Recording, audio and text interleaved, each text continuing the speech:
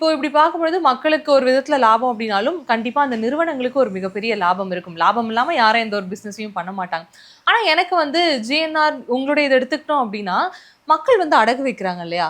அத வந்து அவங்களால மீட்க முடியலன்றப்போ, அதுக்கு நீங்களே ஹெல்ப் பண்றீங்கன்ற ஒரு செய்தி நான் கேள்விப்பட்டேன். ஓகே. பட் இது எப்படி சாத்தியமாகும்? அதாவது ஜிஎன்ஆர் கோல்டு ட்ரேடர்ஸ் அப்படின்ற ஒரு நிறுவனம் வந்து கிட்டத்தட்ட நான் ஒரு 6-7 வருஷமாக இந்த ஃபீல்டில் வந்து நாங்கள் பயணிச்சுட்டு இருக்கோம். இது வந்து எப்படின்னா, நாங்கள் வந்து இப்போ எங்களுக்கு நீங்கள் தங்க விற்கணும், நான் உங்கள்கிட்ட தங்க வாங்கணும். ஆனால் உங்கள் தங்க உங்ககிட்ட இல்லை, ஒரு ஒரு இடத்துல அடகுல இருக்குது. அப்போ நான் தங்கத்துக்கான விலை சொல்லிடுறேன். அப்போ அந்த தங்கத்துக்கான விலையை நான் கொடுத்து வாங்கணும்னா, அந்த அடகு கடைக்காரர்கிட்ட கொடுத்து அந்த பொருளை மீட்டுட்டு அதுக்கான தங்கத்தை விலையை போட்டு அந்த காசை நான் கொடுக்க போகிறேன். இதுக்கு நான் எந்த சர்வீஸ் சார்ஜும் வாங்குறது இல்லை, அதுக்காக எந்த ஒரு எக்ஸ்ட்ரா காசு வாங்குறதில்ல, ட்ராவல் அலவன்ஸ் கூட வாங்குறதில்ல. இப்போ இங்கேருந்து நாங்கள் எத்தனையோ இடத்துல எங்கள் டீம் இருக்காங்க, எல்லா ஊரில் ஆட்கள் இருக்காங்க, இவங்க ஒவ்வொரு இடத்துலையும் அந்த ஒர்க் பண்ணுறாங்க.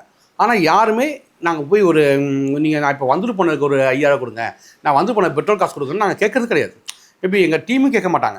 ஏன்னா அந்த அளவுக்கு என்னென்னா, நாங்கள் ஒரு சர்வீஸ் பிஸ்னஸ் லாபத்துக்காக பண்ண முயற்சிக்கிறோம். ஆனால் லாபம் மட்டுமே நோக்கி பண்ணுறதில்ல. இது எப்படின்னா முழுக போகுது, வேஸ்ட், அவங்க வந்து கட்ட முடியல.